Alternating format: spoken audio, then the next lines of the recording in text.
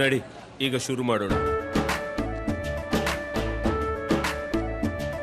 ಕೇಸರಿಯಿಂದ ಮನೋಲ್ಲಾಸ ಮನಸ್ಸು ಮತ್ತೇರಿ ಕುಣಿದಾಡಿದೆ ನೋಡು, ಮನಸ್ಸು ಮತ್ತೇರಿ ಕುಣಿದಾಡಿದೆ ನೋಡು.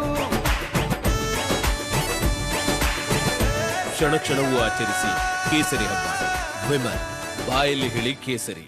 ಕಿಡ್ನಾಪ್ ಪ್ರಕರಣದಲ್ಲಿ ಮಾಜಿ ಸಚಿವರ ಬಂಧನ ಆಗಿದೆ. ಹೊಳೆನರಸೀಪುರದ ಎಂಎಲ್ಎ ರೇವಣ್ಣ ಅವರ ಬಂಧನ ಆದ ಬೆನ್ನಲ್ಲೇ ಈಗ ಈ ಒಂದು ಪ್ರಕರಣಕ್ಕೆ ಹೊಸ ಟ್ವಿಸ್ಟ್ ಅನ್ನು ಕೊಟ್ಟಿದ್ದಾರೆ ದಳಪತಿಗಳು. ಅದ್ರ ಜೊತೆಗೆ ಒಂದಿಷ್ಟು ಸ್ಫೋಟಕ ಹೇಳಿಕೆಗಳನ್ನ ಕೊಟ್ಟಿದ್ದಾರೆ. ಹಾಗಾದ್ರೆ ಏನೆಲ್ಲ ಹೇಳಿದ್ದಾರೆ ಬನ್ನಿ ನೋಡ್ಕೊಂಡು ಬರೋಣ. ಆ ಕುರಿತಂತೆ ಒಂದು ವರದಿ ಇದೆ. 164 ಸ್ಟೇಟ್ಮೆಂಟ್ ಆಗಬೇಕು. ಎಲ್ಲಿ ಕರ್ಕೊಂಡು ಹೋದ್ರಿ ಅವ್ರನ್ನ? ಇವತ್ತವರೆಗೂ ಜಡ್ಜ್ ಮುಂದೆ ಪ್ರೊಡ್ಯೂಸ್ ಮಾಡಿಲ್ಲ ಹೆಣ್ಮಗಳನ್ನ. ಪೆನ್ಡ್ರೈವ್ ಸುಳಿಯಲ್ಲಿ ರೇವಣ್ಣ ಕುಟುಂಬ ಸಿಲುಕಿಕೊಂಡಿದೆ. ಒಂದು ಕಡೆ ಅಶ್ಲೀಲ ಪೆನ್ಡ್ರೈವ್ ಕೇಸ್ನಲ್ಲಿ ಪ್ರಜ್ವಲ್ ವಿದೇಶಕ್ಕೆ ಪರಾರಿಯಾಗಿದ್ರೆ, ಇತ ಪೆನ್ಡ್ರೈವ್ ವಿಡಿಯೋದಲ್ಲಿ ಸಂತ್ರಸ್ತೆಯನ್ನ ಕಿಡ್ನಾಪ್ ಮಾಡಿದ ಪ್ರಕರಣದಲ್ಲಿ ರೇವಣ್ಣ ಬಂಧನವಾಗಿದೆ. ಆದರೆ ಸಂತ್ರಸ್ತೆ ಪತ್ತೆಯಾದ ಆ ತೋಟದ ಮನೆ ಮಾತ್ರ ಮತ್ತಷ್ಟು ಮಗದಷ್ಟು ರಹಸ್ಯವಾಗಿದೆ. ರೇವಣ್ಣ ವಿರುದ್ಧದ ಕಿಡ್ನಾಪ್ ಕೇಸ್ ಷಡ್ಯಂತ್ರನ? ತೋಟದ ಮನೆಯಲ್ಲಿ ಸಂತ್ರಸ್ತೆ ಸಿಕ್ಕಿದ್ದು ಸುಳ್ಳ? ಎಸ್, ರೇವಣ್ಣ ವಿರುದ್ಧದ ಕಿಡ್ನಾಪ್ ಪ್ರಕರಣವೇ ಒಂದು ಷಡ್ಯಂತ್ರ ಅಂತ ಜೆಡಿಎಸ್ ನಾಯಕರು ನಿಗಿ ಕೆಂಡ ಕಾರ್ತಿದ್ದಾರೆ.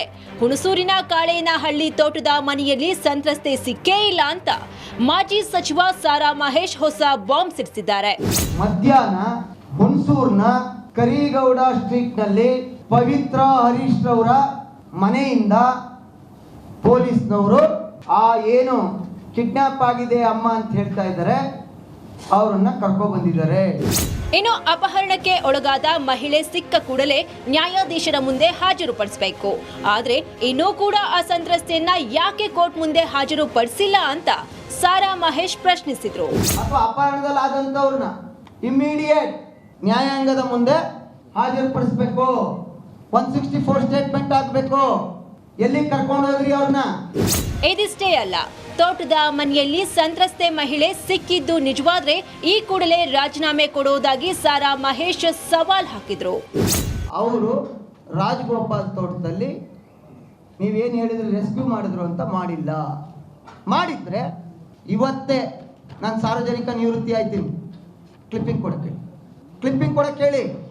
ಅಲ್ಲಿ ಮಾಡಿದ್ರೆ ರೈಟ್ ನಾವು JDS ಪಕ್ಷಕ್ಕೆ ಸದಸ್ಯತ್ವಕ್ಕೂ ರಾಜೀನಾಮೆ ಕೊಡ್ತೀನಿ, ರಾಜಕೀಯ ಜೀವನದಿಂದ ನಿವೃತ್ತಿ ಆಯ್ತು. ಕೇವಲ ಸಾರಾ ಮಹೇಶ್ ಮಾತ್ರವಲ್ಲ, ಸಂತ್ರಸ್ತೆಯ ಕಿಡ್ನಾಪ್ ಪ್ರಕರಣದಲ್ಲಿ ಮಾಜಿ ಸಿಎಂ ಕುಮಾರಸ್ವಾಮಿ ಕೂಡ ಸಾಲು ಪ್ರಶ್ನೆ ಮಾಡಿದ್ರು.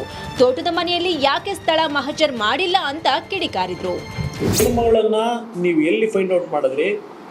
ಹೆಣ್ಮಗಳನ್ನ ಯಾರು ಪ್ರಥಮವಾಗಿ ಕರ್ಕೊಂಬಂದ್ರಿ? ತೋಟದ ಮನೆಯಿಂದ ಕರ್ಕೊಂಬಂದ್ರೆ ತೋಟದ ಮನೆಯಲ್ಲಿ ಮಾಜರ ಮಾಡಿದ್ದೀರಾ?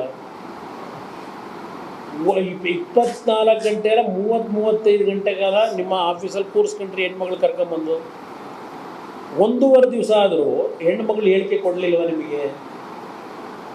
ಇವತ್ತವರೆಗೂ ಜಡ್ಜ್ ಮುಂದೆ ಪ್ರೊಡ್ಯೂಸ್ ಮಾಡಿಲ್ಲ ಹೆಣ್ಮಗಳನ್ನ. ಏನಕ್ಕೆ 2 ದಿನ ಆದರೂ ನೀವು ಜಡ್ಜ್ ಮುಂದೆ ಪ್ರೊಡ್ಯೂಸ್ ಮಾಡಿಲ್ಲ? ನೋಡಿದ್ರಲ್ವಾ, ಸಂತ್ರಸ್ತೆ ಸಿಕ್ಕ ತೋಟದ ಮನೆ ಸುತ್ತೆಲ್ಲ ರಹಸ್ಯವೇ ಆವರಿಸಿಕೊಂಡಿದೆ. ಇದರಲ್ಲಿ ನಿಜ ಯಾವುದು ಸುಳ್ಳು ಯಾವುದು ಅಂತ ತನಿಖೆಯಿಂದಲೇ ಹೊರಬರಬೇಕು. Bureau report, republic Kannada.